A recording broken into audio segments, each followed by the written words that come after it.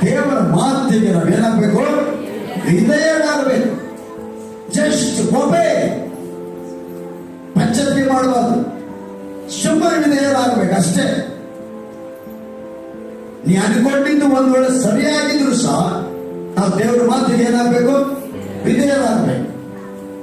ನೀವು ಅನ್ಕೊಂಡಿದ್ದು ತಪ್ಪಾಗಿದ್ರು ಸಹ ದೇವರ ಮಾತಿಗೆ ವಿಧೇಯರಾಗಬೇಕು. ಯಾಕಂದ್ರೆ ವಿಧೇಯತೆ ದೊಡ್ಡ ಆಶೀರ್ವಾದದ ಮೆಟ್ಟಿಲು. ಆಮೆನ್.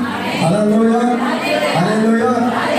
ವಿಧೇಯತೆ ಇಲ್ಲಿ ಯೇಸು ಹೇಳ್ತಾನೆ, ಕಷ್ಟಪಡುವಂತವರೇ, ಹೊರೆವಂತವರೇ, ನೀವೆಲ್ಲರೂ ನನ್ನ ಬಳಿಗೆ ಬನ್ನಿರಿ. You all have come to my presence. This is the commanding of the Lord. ಇದು ಒಂದು ಆಜ್ಞೆ. You have to come. ನೀವು ಬರಬೇಕು ನನ್ನ ಬಳಿಗೆ. I will give the rest. ನಾನು ನಿಮಗೆ ವಿಶ್ರಾಂತಿಯನ್ನು ಕೊಡ್ತೇನೆ.